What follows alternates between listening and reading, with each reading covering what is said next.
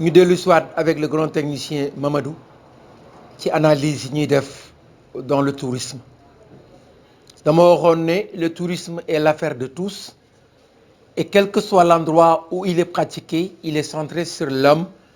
et doit être basé sur le respect de l'autre bu ñu toogee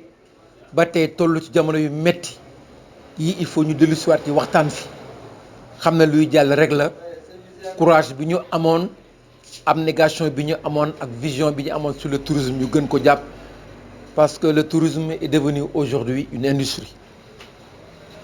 ndax boo xoolee à partir de 1970 avec la grande sécheresse maral bi amoon metti woon en Afrique surtout mu egsi woon au Sénégal Senghor ci vision dafa doon wax ouverture mais enracinement il fallait ñu trouver benn alternance boo xam daf ko doon remplacer génne maral bi mooy ce qu'on appelle le tourisme Sénégal à partir de 1970 commencé di def une grande porte une ouverture à son pays venez au Sénégal il fait bon vivre de 70 à nos jours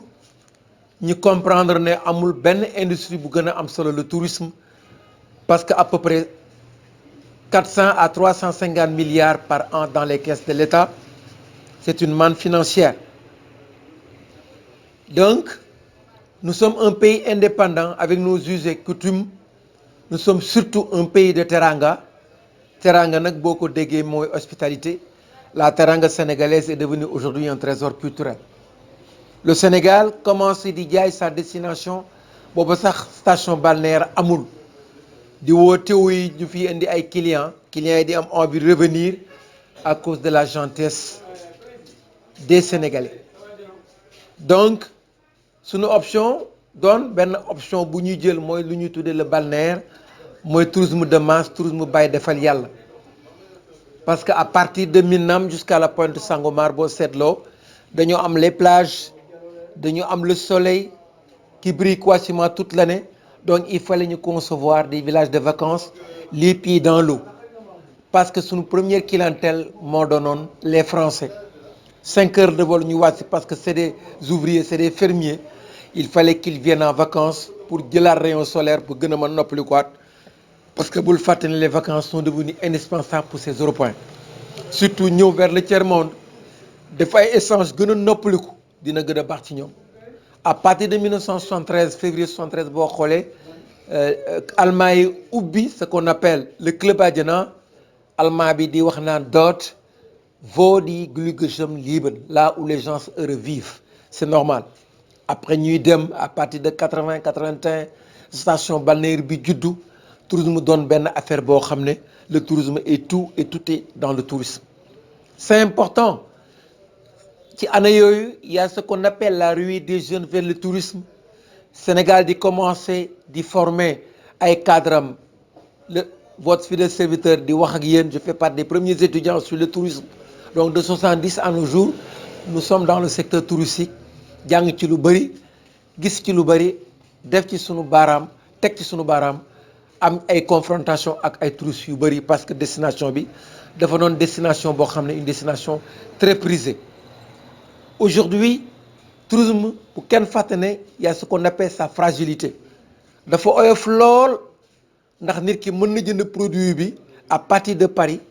ñëw wàcc aéroport Dakar rek produit bi yàqu à cause du comportement de Sénégal parce que le tourisme c'est un produit extrêmement fragile d'où ñëpp ñi ciy yëngatu képp koo xam ne yaa ngi na nga def beaucoup attention parce que ñi ñëw duñu seet si dañu ganale ganale teru teral gu nga jox ko dañuy seet si dañu ganale ñëw di yër si ak a nemmeeku suñu cher Sénégal kon du ma noppee di wax ne ñoo moom seen bët seen xel ak seen i xalaat te olof Njaay dafa lépp ne gan mënees ne ko tere lu ne ba mu des xool baa mu nettali mbaa sax ëllëg mu mer ñibbi mais tey bu ñu xoolee avec le tourisme avant l'arrivée corona bi le tourisme se portait très bien ñu commencé saison touristique parce que dañu tablé sur une saisonnalité à partir du mois d'octobre jusqu'en fin mai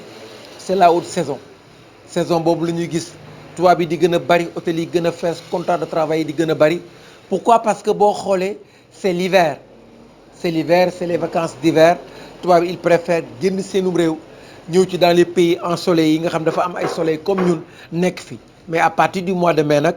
c'est la basse saison hôtel yu bëri sax généralement à partir du mois de mai Casamance dafay commencé hôtel yu bëri di tëj muy taw foofu donc tubaab bi surtout les Français ils préfèrent rester chez eux léegi boo seetloo 4 mois de jour en jour après la découverte du premier cas du Covid-19 Sénégal bi nag commencé di jaaxle parce que réservation yu bëri ñu annulé ko ndax waxoon naa léegi ne la tourisme dafa fragile nañu def beaucoup attention parce que boo xoolee bi réservation yi arrêté boo demee Saly y a le grand silence les acteurs tournent les pouces les acteurs retiennent le souffle parce que c'est une première la psychose du coronavirus et la fermeture des frontières commencé di dawloo touristes yu bëri ñu commencé di jaaxle alors nag état bi commencé di indi ay recommandations c'est important parce que secteur bu mel ni tourisme doon une industrie 400 milliards par an dans les caisses de l'État touristes yu ñëwatul boo seet la Covid-19 bi tourisme la gën a affecté pourquoi parce que tourisme moo gën a am solo ci secteur boo mën a andi recommandation état am après nag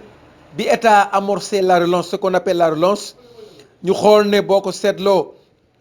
fukki hôtel ak juróom-ñaar yu mag yi nga xam ne ñoo nekk Saly ak fanweeru résidence yi ak ñett yi nekk dans la station ñu commencé par exemple ñu tëj leen ñu jaaxle lool boo ñëwee ci station bi dafay mel ne li ñuy wax tombeau ab bàmmeel nga xam ne dara yëngatuwul dañuy dem ak ñëw bareetuñu tey nga xool hôtel bu mel ni Bougainvilliers bu xoolee li ko touché ak impactam mu ngi doon chiffré à 100 milliards dafa metti lool tey dëgg état xool daal di ko jox 15 milliards je crois ki doon demandé 100 milliards état génn 15 milliards jox ko dafa am solo contre état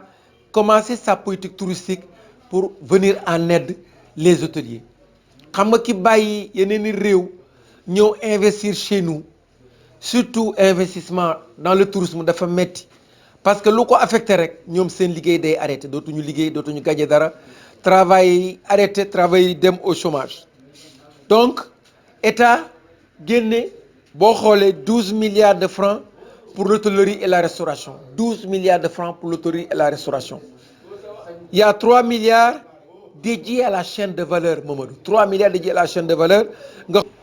gën ci insister ci fragilité tourisme ndax ñiy ñëw di gane si réew mi bokkuñu ak ñoom gis-gis culture kon yu ci bari ñoom duñu ko permettre mais quand ñu mën a fexe ba ki choisit destination Sénégal à partir de l'aéroport fa la vacances yi di commencer ba keroog muy dellu ganu sénégalais yi la parce que tourisme c'est un mouvement d'ensemble tout le monde est impliqué surtout moment yi ñu toll ñuy wax la relance touristique mais heureusement que l'État a compris qu'avec Covid-19 bi dafa metti lool pour le tourisme sénégalais mais état dafa comprendre moo tax boo xoolee état bi gisee Covid-19 bi indi ce qu'on appelle le crédit hôtelier et touristique donc def ci lu am solo boo xoolee ces derniers temps li ñu dund ak l'inspectrice régionale du tourisme fii à Mbour l'inspection régionale du tourisme ak Néné Daf madame Camara que je salue de passage kooku gaynde la ndax wax dëgg yàlla liggéey bi mu liggéey ci département ak région bi dafa am solo lool.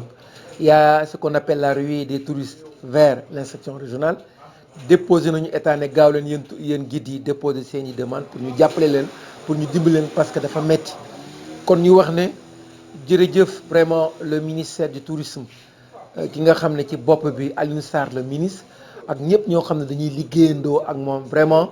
jàppale bi am na solo trop parce que boo leen approché boo liggéey ak ñoom xam ne actuellement mbir mi dafa am solo trop parce que tey bu ñu waxee ne conditions de financement yi à peu près 300 millions pour hôtelu 4 étoiles 300 millions ku ñu jox tamit ci moment yi ñu toll dafa am solo trop parce que boo xoolee prêt de remboursement bi boo xoolee dañ ko étaler ci juróom-ñetti at te boo xoolee aussi le taux d'intérêt c'est 3,5%. je crois que loolu tamit dafa am solo lool mën nga ci jël mën nga ci liggéey mën nga rembourser état bi parce que yërmande am na. Donc moi je pense que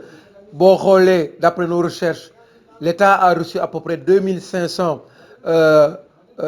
ay actions yoo xam ne ay dossiers yoo xam ne excusez-moi yoo xam ne dañuy demander aide. Je crois que état d'après li mu wax dinañ mën a fexe ba satisfaire ñu bëri quoi boo xoolee le Lamantin Biche bi nga xam ne dañu wax ne sur les 150 millions c'est vrai que 600 millions dégagé nañ ko pour moom sur les 153 millions yu mu jot ak 600 millions yu mu demandé woon dafa am solo trop. waaw 153 millions bu ñu la ko joxee te fekk nga demandé woon 600 je crois que tamit dafa am solo à mon avis bu fekkee ne am na ouverture hôtel yi tamit nañu mën a xool nan la ñuy mën a éviter l'infection et la propagation du coronavirus dans l'établissement c'est important nañu xool nan la ñuy mën a fexe ba continuer ce que l'État nous a recommandé de faire avec le truchement du ministère de la Santé surtout raxas suñuy loxo fu ñu mën di toll. Surtout le port du masque dama wax sax ne c'est inadmissible di génn tey dem ci mbedd mi gis koo xam ne takkul masque am je vous en prie je fais appel à tous les Sénégalais parce que mbir bi bu ñu ko fi bëggee jële ñun ñoo fi mën a jële il faudrait qu'on change nos comportements il faut qu'on change nos mentalités raxasu ak saabu di sol masque bu ñu ñëwee ak bu ñuy dem di raxasu nañu moytu contact bi nañu moytu di génn yoo xam ne jëriñul dara nañu rester à la maison je pense que yooyu yëpp dañ koy mën a def pour éviter kii bi gën a law coronavirus bi di gën a law. Les hôtels bi ñu fermé woo depuis le premier cas de Covid-19 dañ ne woon état bi da ko doon réquisitionné pour confiner ñi nga xam ne dañ leen a jëkkoon a jëli yóbbu leen lu mel ne Lamantin bi nga xam ne merci encore à la direction de Lamantin qui avait offert 54 par exemple chambres pendant 6 jours. L'État a octroyé pour cet hôtel-là, le Lamantin, 153 millions d'après nos recherches. Moi, je pense que tamit dafa am solo trop. 153 millions nga ñëw ne damay participer à la lutte contre Covid-19 bi nga abale à peu près 54 chambres État octroyé 153 excusez-moi millions à cet hôtel-là dafa am solo quoi. Ces derniers temps comme je l'ai dit les guides seront satisfaits parce que kenn du dem di ñoom le mal a touché vraiment le guide touristique. Donc en un mot